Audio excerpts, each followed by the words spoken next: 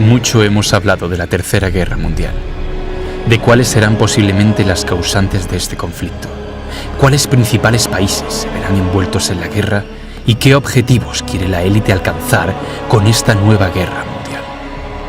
Pero poco hemos hablado de los artífices del sistema.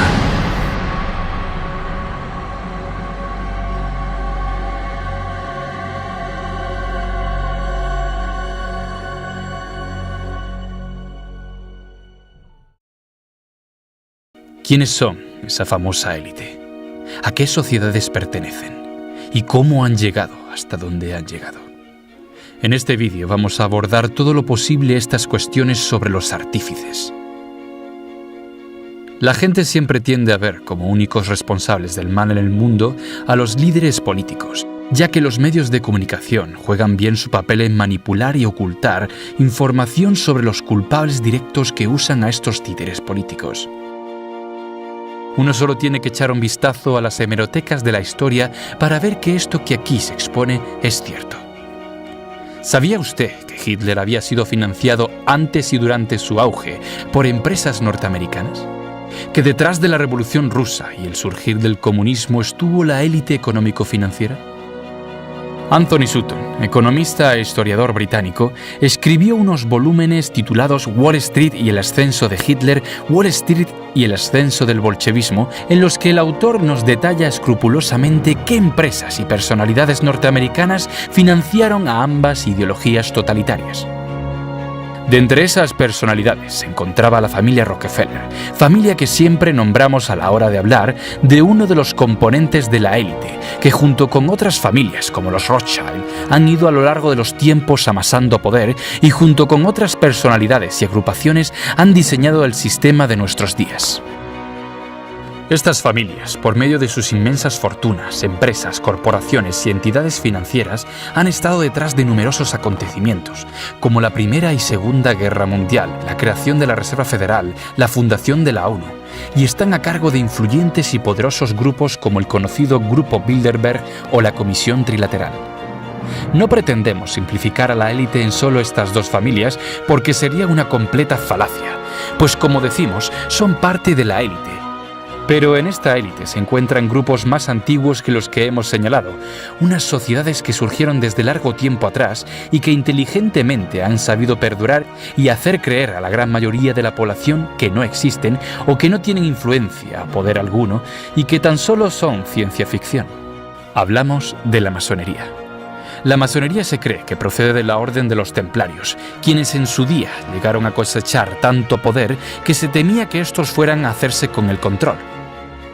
De esta forma, la Iglesia y el rey de Francia de por entonces, Felipe IV, llevaron a cabo la persecución y exterminación de casi todos los templarios, ya que algunos de ellos huyeron a Escocia.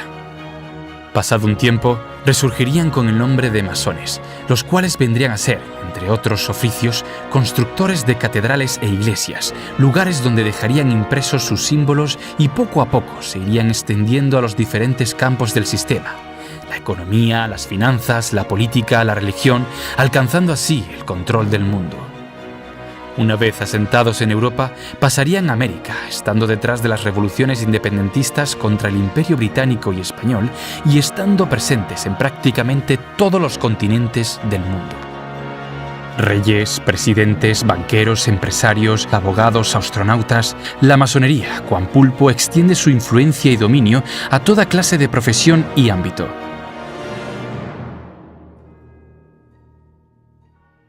Para ver el poder e influencia de estas sociedades a lo largo de la historia, solo tenemos que ver la cantidad de personalidades importantes que han sido masones y cuyas acciones han sido vitales para conseguir objetivos de la élite. Napoleón, Simón Bolívar, Salomón von Rothschild, Stalin, Lenin, Karl Marx, Churchill, la reina de Inglaterra, su padre y bisabuelo también lo fueron, el Papa Francisco. Son solo unas pocas personalidades de las muchas que han pertenecido o pertenecen a la masonería. Si se ha fijado usted, todos esos personajes tienen un gesto en común, el ocultar la mano bajo la chaqueta, lo cual viene a ser un símbolo masón. Para que vea más clara aún la implicación de la masonería en tantos y tantos acontecimientos históricos, esta sociedad estuvo detrás de, por ejemplo, la Revolución Francesa, tras la cual pondría al mando de Francia a uno de los suyos, es decir, Napoleón Bonaparte, y pudiéndose apreciar símbolos masónicos en la Declaración de los Derechos Humanos. La masonería también estuvo detrás de las revoluciones latinoamericanas contra el Imperio Español, siendo varios de los líderes revolucionarios y futuros gobernantes masones. Si recuerda, anteriormente hablamos de cómo empresas norteamericanas financiaron tanto el ascenso de Hitler como la revolución comunista de Lenin, y tanto Lenin como Stalin eran masones. Y si tenemos en cuenta que Karl Marx era también masón, veremos que el comunismo no es más que otra ideología prefabricada por la élite. Se rumorea que el hundimiento de Lusitania en 1915 fue permitido por Winston Churchill, primer Lord de Almirantazgo de por entonces. Decidió no escoltar al transatlántico al pasar este por aguas en conflicto, permitiendo que el buque fuera torpedeado por los alemanes. En esta embarcación británica viajaban ciudadanos americanos, lo cual sirvió para convencer a la opinión pública de que Estados Unidos entrara en la Primera Guerra Mundial. Para que usted vea cuán verídico es que esta sociedad ha estado detrás de las dos últimas guerras mundiales, es necesario nombrar al masón norteamericano Albert Pike, quien en 1871 escribió una carta a su compañero masón italiano Giuseppe Mazzini, en la que le detallaba la planificación de 3 guerras mundiales. Y sin duda, la masonería ha estado y está muy presente en los Estados Unidos. Numerosos presidentes de los Estados Unidos han sido masones, plasmando además por doquier su simbología. La masonería es una sociedad que converge con otras sociedades de su misma índole, como los Iluminados de Baviera, los Rosacruces, Skull and Bones, los Jesuitas o el Bohemian Club. En la segunda parte de este vídeo vamos a hablar de los símbolos que usan estas sociedades y que han plasmado en prácticamente todas las ciudades del mundo, en nuestra cultura, nuestro día a día, en la música, y que esconden un culto común a algo o más bien a alguien.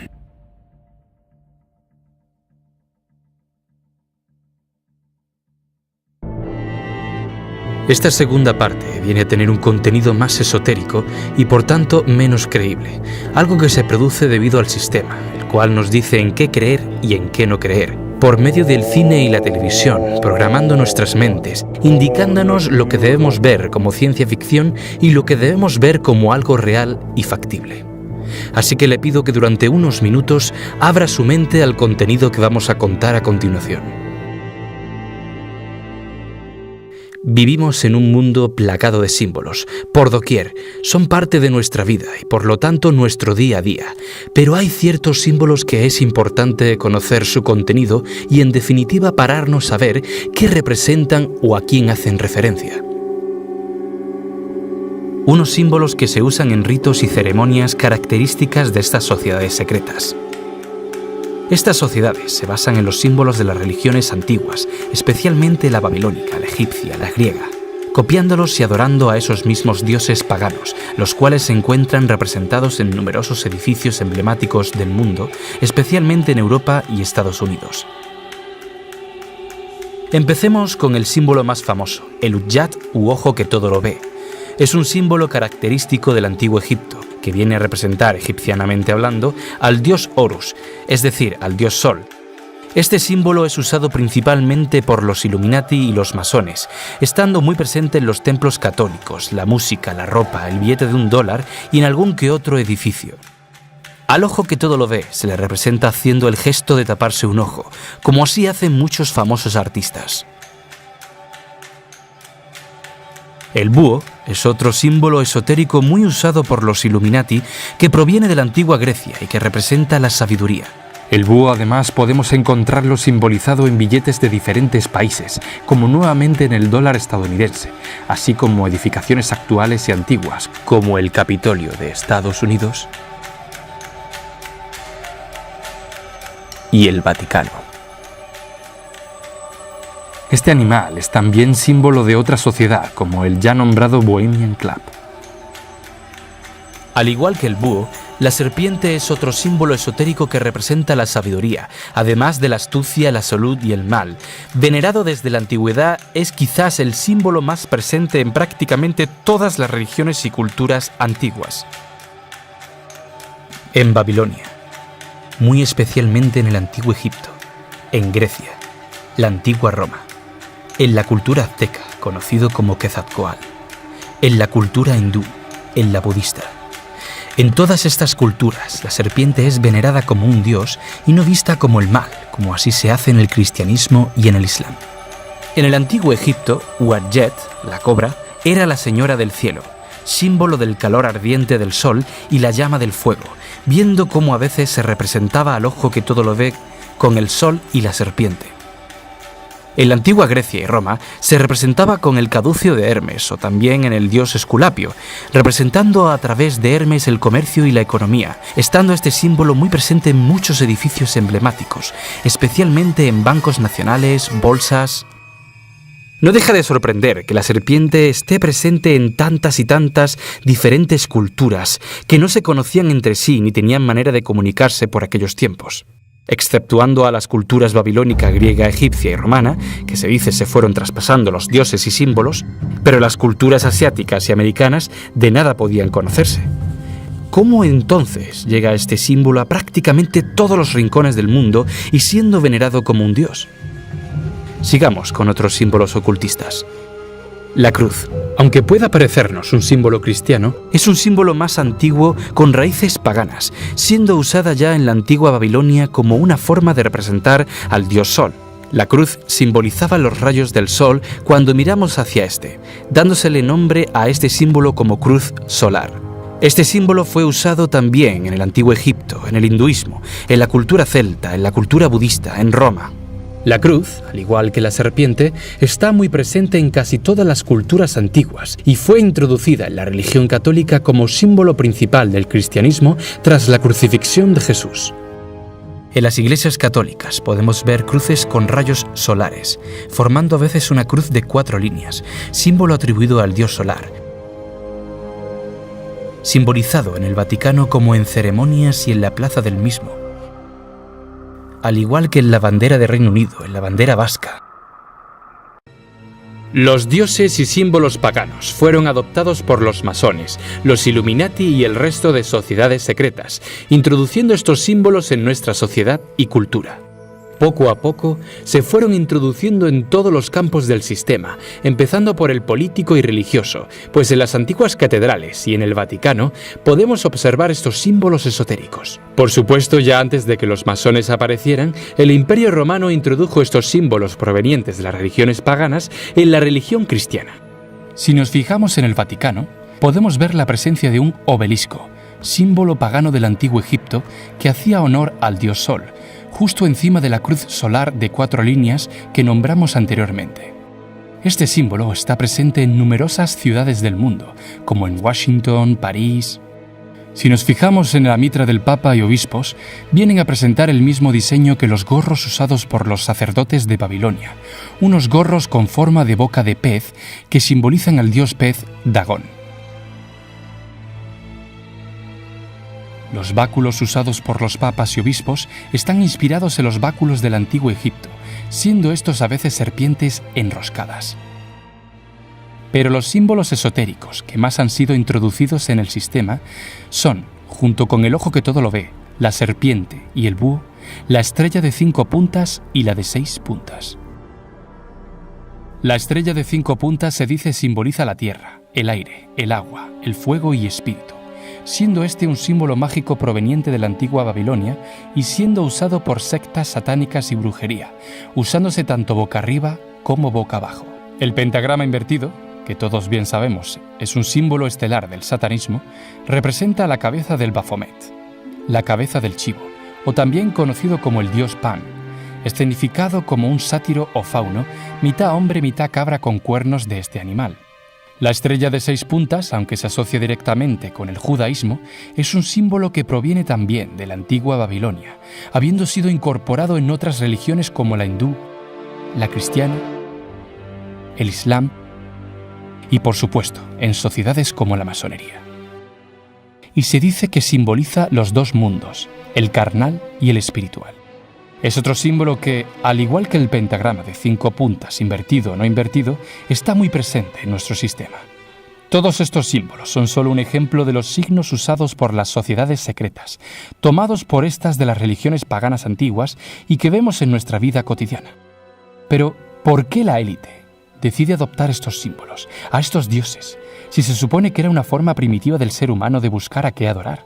Cosas que en nuestro tiempo ya no encajan, más teniendo en cuenta que la masonería está compuesta por grandes personalidades, inteligentes, ya sean políticos, presidentes, reyes, filósofos, astronautas, banqueros, que se supone que están por encima de estas supercherías. ¿Por qué vemos por doquier estos símbolos, a estos dioses? ¿Qué o a quién representan realmente?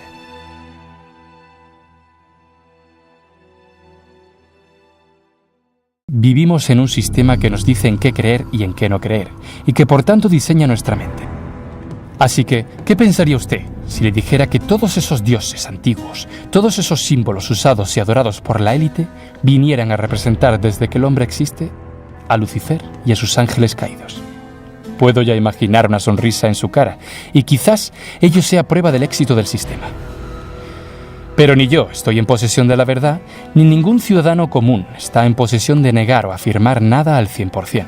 Pero si analizamos la historia, los símbolos, lo que representan, y vemos que sociedades ocultistas formadas por las mismas personas que nos gobiernan usan esos símbolos y adoran a esos dioses, quizás esta teoría no sea tan disparatada. Veamos. La serpiente como símbolo de sabiduría, salud, mal, astucia, presente en prácticamente todas las culturas antiguas, cuando éstas entre sí no se conocían. El pentagrama, que es usado por satanistas y que representa la cabeza de Satanás en forma de Baphomet, muy presente en las sociedades secretas y en el sistema. El fuego, que es un símbolo del que aún no hemos hablado, que representa principalmente el conocimiento. Ese conocimiento que Lucifer, príncipe de la luz, entrega al ser humano, lo cual enfurece a Dios. Ese mismo conocimiento en forma de serpiente, esa serpiente que en el cristianismo con la manzana entrega el conocimiento a Adán y Eva bajo el engaño de que serán poderosos como Dios. El mito de Prometeo, el titán que se sublevó al Dios Padre y entregó el fuego, el conocimiento a los seres humanos. Ya que nos hemos enfocado en el símbolo del fuego, de la luz, recuerde, Lucifer, luz, príncipe de la luz, podemos ver cómo no solo encontramos representaciones de Prometeo en el sistema, sino también en otras formas, como la famosa Estatua de la Libertad, la cual fue construida por un masón, Frederick August Bartholdi, o Columbia Pictures, ambas representando a la diosa griega Libertas, o lo que es lo mismo, Lucifer o alguno de sus ángeles caídos. Curiosamente, ese fuego, junto con el caduceo, los encontramos en la figura de Baphomet, cuya figura más moderna fue creada por un masón ocultista. Ese sol y fuego los encontramos también en imágenes cristianas, como por ejemplo los rayos de luz o de sol que siempre hay en las cabezas de santos, vírgenes y Jesucristos. Cabe destacar además otros signos que idolatran a Lucifer, como los que realizan famosos, ya sean cantantes, políticos, papas, personalidades de la iglesia, actores. Hablamos de la mano cornuda, la cual simboliza el amor a Satanás, globalizándose este símbolo especialmente en la juventud por medio de grupos de rock and roll. Formar el 666 con la mano y colocándola en uno de los ojos o en ambos simboliza el número de la bestia, es decir, el número de Lucifer. Luz, fuego, serpiente, búho, sol y demás símbolos desembocan en lo mismo, en el conocimiento que Satanás, Lucifer, Baphomet, Prometeo, Quetzalcóatl entrega al ser humano. Son solo algunos de los nombres que se atribuye a sí mismo tanto Lucifer como sus ángeles caídos y que a lo largo de la historia de la humanidad se presentan a los seres humanos en forma de diferentes dioses y seres, intentando así ya no solo apartar a la humanidad de la creencia de un único Dios, sino también para poco a poco ir introduciéndose en nuestro mundo y hacerse con el control de este hasta nuestros días. De ser cierto todo esto, Lucifer habría conseguido no solo controlar a la humanidad y hacer que ésta haga lo que a él se le antoje y le adore de forma inconsciente, sino preparar el escenario para su gran momento.